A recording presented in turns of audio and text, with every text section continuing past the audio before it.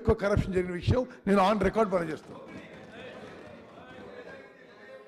అధ్యక్ష, ఇప్పుడు మీరు అధికారంలో ఉన్నారు. ఒకవేళ తప్పులు జరిగితే చర్యలు తీసుకోండి. You are at liberty. ఎవరు వద్దంటున్నారు? మీకు ఇష్టం ఉన్న ఎంక్వైరీలు చేయండి, మీరు చర్యలు తీసుకోండి. మేమేమి అడ్డం లేం కదా. You do what ever you want. అధ్యక్ష, ఇకపోతే అధ్యక్ష, ఉమ్మడి ఆనాటి కాంగ్రెస్ పాలనలో ఎందుకంటే ఈ రాష్ట్రాన్ని ఎక్కువ కాలం పాలించిందే కాంగ్రెస్ పార్టీ. ఆనాడు వీళ్ళందరూ ఇదే ఉత్తమన్న మంత్రిగా ఉన్నారు, బట్టి అన్న, చాలా మంది కోమటిరెడ్డి వెంకటరెడ్డి అని వీళ్ళందరూ కూడా, జూపల్లి గారు అందరూ మంత్రులుగా ఉన్నోళ్ళు ఇవాళ కూడా మంత్రులుగా ఉన్నారు.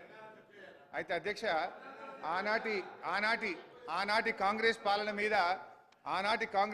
మీద కలమెత్తని కవి లేడు, గలమెత్తని గాయకుడు లేడు. ఎందుకంటే అధ్యక్ష, ఒక ఇవాళటి పాట కాదు అధ్యక్ష, ఆనాటి కాంగ్రెస్ పాలన మీద గద్దరన్న ఏమన్నాడో ఒకసారి వినిపిస్తా.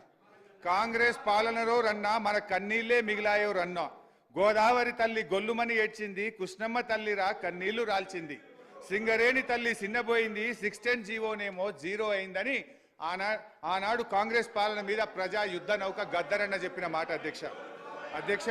అందశ్రీ గారు, ఉత్తరాన గోదావరి ఉప్పొంగి ఉరకనేమి, దక్షిణాన కృష్ణమ్మ దర్జాగా పారనేమి, నీళ్లు లేక నోళ్లు తెరిచిన వీళ్లను చూడు, మా పల్లెలన్నీ బోసిబోగా తల్లడిల్లుతున్న తల్లి, చూడు తెలంగాణ చుక్క నీళ్లు దేదేన దాన, మా గోడు తెలంగాణ బతుకు పాడైన దాన అని అందశ్రీ గారు ఆనాటి కాంగ్రెస్ పాలన మీద రాసిన పాట అధ్యక్ష.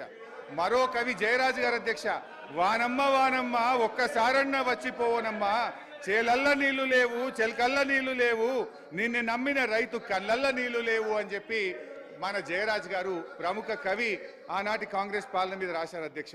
అయితే అధ్యక్ష, మరి ఈరోజు బీఆర్ఎస్ ప్రభుత్వం వచ్చిన తర్వాత ఈ రాష్ట్రంలో సాగునీటి లభ్యత పెరిగింది, చెరువుల నిండా నీళ్లు వచ్చినాయి, భూగర్భ జలాలు పెరిగినాయి, సాగు విస్తీర్ణం పెరిగింది, పంట ఉత్పత్తి పెరిగింది, చేపల ఉత్పత్తి పెరిగింది. ఇది నిజం అధ్యక్ష, ఇది రైతుల అనుభవంలో కూడా ఉన్నది అధ్యక్ష. ఈరోజు